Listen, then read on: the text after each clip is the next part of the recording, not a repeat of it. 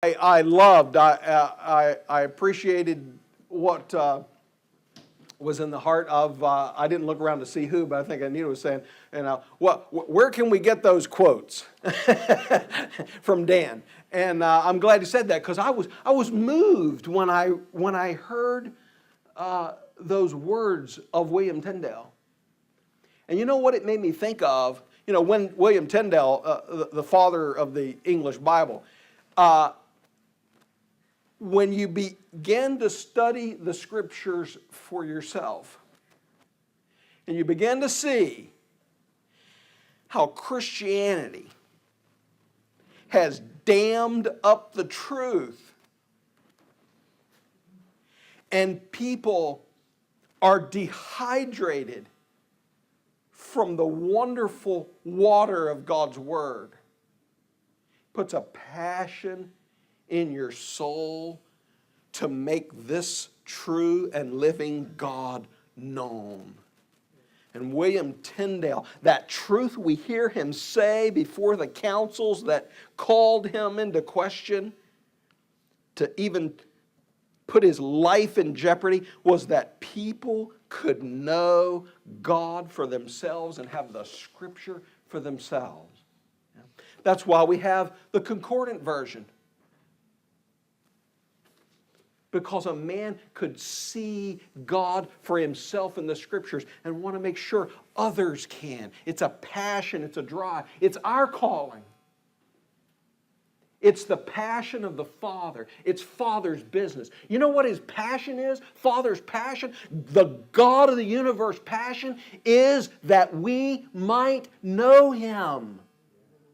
To reveal Himself to us. So that we might have a realization of who He is and have a relationship with Him. And you can see how when you get a hold of truth, you're joined, you're merged into this plan with God. Like William Tyndale, we got to write, we got to get this into English. Like Enoch and others. And you and I, who are able to go to the Scriptures and find and know and understand the wonderful character and nature of God. And then we're able to share it with others, and not only share it in words, but it begins to affect us. It begins to affect our nature and our personality, and it begins to affect who we are. And we begin to mirror the image right to them. This message changes your life. You know, I realized that soon after I began to see God for who He really was. I began to see that it changed my relationship with Him. Because in my mind, I was still alienated from Him in many ways. You know, He puts up with me because of Jesus. He doesn't really like me. You know? And I love the talk that Martin gives, you know, when he uses those international colors and you know, you know, he does this thing, you know, where God's, you know, he just wants to hit us. But he says, I can't, because Jesus did this at the cross, you know. And it's not that way. The cross was all Father's plan. You know? And God created mankind, and He created the relationships and the way that we have a relationship with one another. He created that. And by that I mean the most wonderful words in the English language: husband and wife and mother and father and brother and sister. The way we're brought into the world. The way we're brought up and learn to eat and learn to work and learn to live. All these things are designed just so we can know Him. So that we can know what's in His heart and who He is. And that He's our Father and we are His children. Look in Ephesians chapter 1. Yesterday, you know, we went over this plan of God to reveal Himself. His passion is to reveal Himself. That's the God side. And then the man side, God's side is the revelation of Himself. But on man's side, it's the realization of that revelation. And more as days pass, over the last dozen years, more and more as the days pass, I realize, you know, the bottom line is It's about knowing Him. I get to know who He is. I don't know about you. You know, He was God, distant, foreign in my mind for so many years, and it was all stainless steel and technical and legal. And now He becomes like your best friend. He's Dad. Ephesians chapter 1 and verse 15. Therefore I also, on hearing of this faith of yours in the Lord Jesus, and that of all the saints, do not cease giving thanks for you, making mention in my prayers that the God... Now notice the language again. Once you begin to see it, you can't miss it. It's what we were talking about yesterday. The God of our Lord Jesus Christ, the Father of glory, may be giving you a spirit of wisdom and revelation in the realization of Him. Paul said, my prayer for you. This is the Ephesians. You know, he's not writing to lost heathen people. I wish you knew God. He's writing to the saints. And he said, my prayer is that the Father would grant you. By the way, it has to be granted. You can't study and find out God. You can't even study the Scriptures in a technical sense and just find Him out. The world's a testimony of that. They don't even know Him. They don't even know our Dad. They talk about Him all the time, but they don't know Him. And they run Him down, and they mock Him. They think they're honoring Him, but they're not. He said, I pray that you will be granted a spirit of wisdom and understanding and revelation in the realization of Him. And you know, this is a process, isn't it? Unfolding. Keeps taking the layers off. You know, and day by day and week by week and year by year, I see Him better and better and better. You know, tonight we're going to talk about, my session's going to be, my future session that I've picked for the future events is going to be the Bema or the dais. I can hardly wait. That's going to be a great day. And I remember early in my walk with the Lord, you know, that was a bad day. That was the one I didn't want to see, you know. And I remember people would always talk to me, oh, what's going to happen there? Oh, what's going to happen at the judgment seat of Christ? Oh, my. You know, and you're like, oh, I don't know. Let's push that way off as far as we can, you know. And I can hardly wait. Because I know the Father.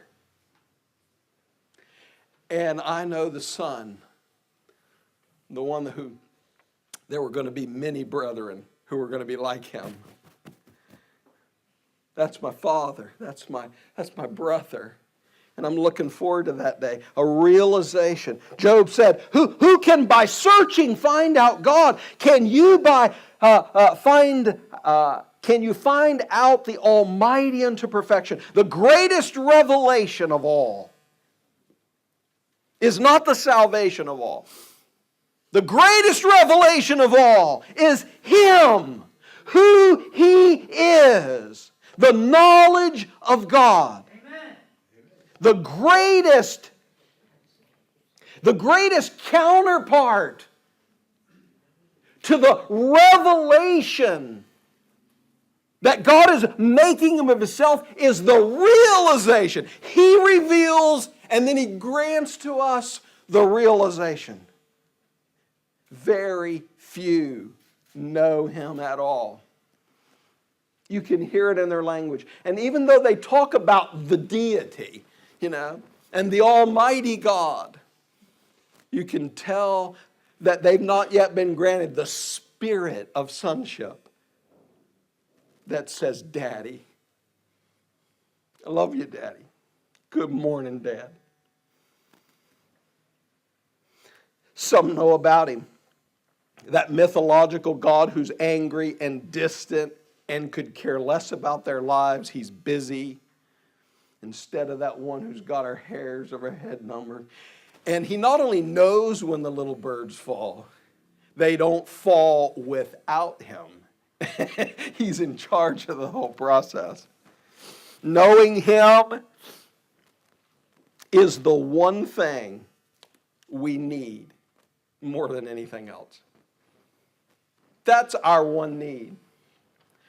And no wonder that Paul would say concerning Father's revelation of Jesus Christ, that I may know him.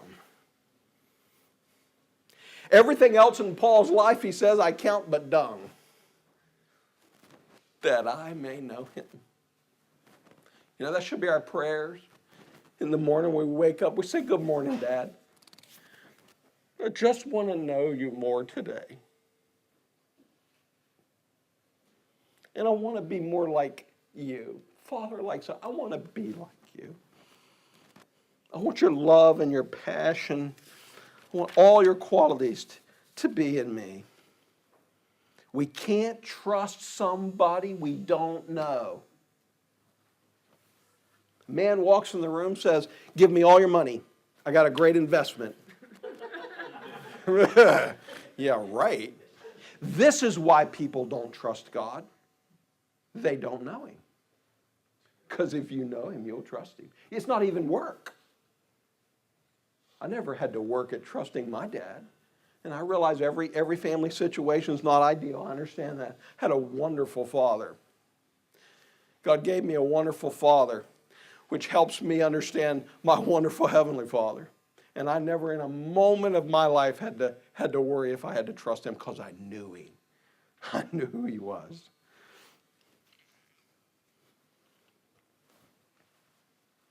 If we know him, we can't help but trust him. This knowledge can't be merely taught or studied. It must be granted. Paul's prayer is that we would be granted this Spirit.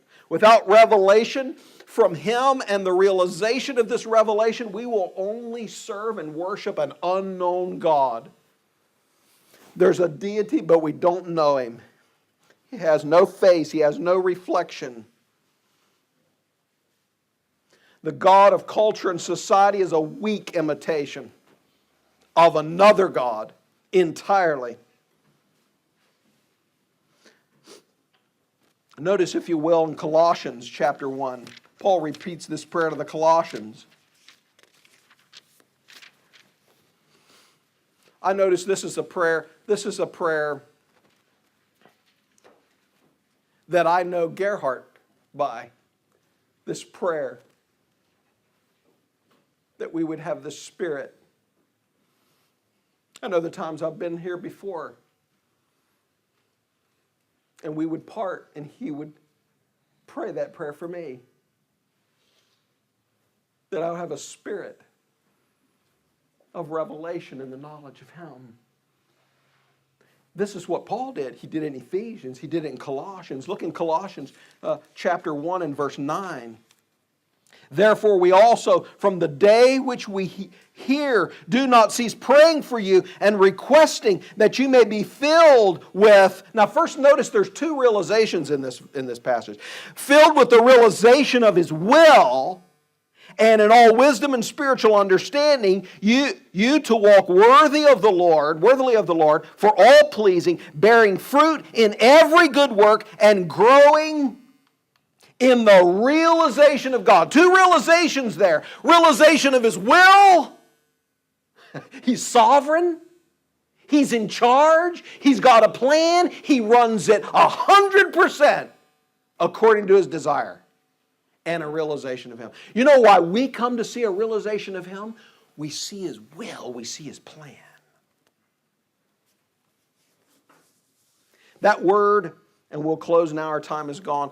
That word there, as you're probably familiar, that word realization, the realization of him, is epignosis. Gnosis is knowledge. God just don't want you to have knowledge. You can get knowledge. We can get a lot of, I was going to say get knowledge at the seminary, but you probably get a lot of bad knowledge. But you can get information. Let's say it this way. You can come to a Bible conference and you can come and you can read all the books. And it doesn't mean that you'll have a realization of Him. It's not just knowledge, it's epi. E-P-I. We have that word in epicenter. So it was an earthquake. Wonderful. Where was its epicenter? God wants us to have a epinosis. He wants us to be right in the center of all the knowledge of Him. Here's the best way. In fact, Lightfoot defines the word, the part epi. He defines it as intensive. Yeah, where's the intensive part of the earthquake? Where's it coming from? That's what He wants. He don't want you to just know the salvation of all and know about free will and Trinity and all kinds. He just don't want you to know facts and data and be able to argue with people on Facebook and stuff like that. He wants you to know Him. And for us to be like Him.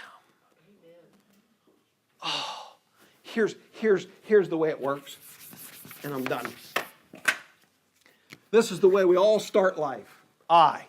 Me, I. It's all about us. And somewhere along the way, it's I and God. You know, God's my co-pilot. You know, got God on board, man. Things are good. You know, God's really helped me out, and we're doing all kinds of cool stuff and everything. And then as we progress along, it becomes God and I. Wow. Without Him, I just couldn't do anything. I mean, He is just... And after a while, it just becomes Him. It's just all about Him. We're just along for the ride, isn't it? And it's a wonderful ride. Father, thank You. When we think about how many people on the planet don't know You as their dad and the true character of who You are, we are so humbled that You granted us this revelation, this Spirit, to see and understand who You are. And we know, Father, it still must be so weak. Please lead us into more of just knowing You. Help us to be like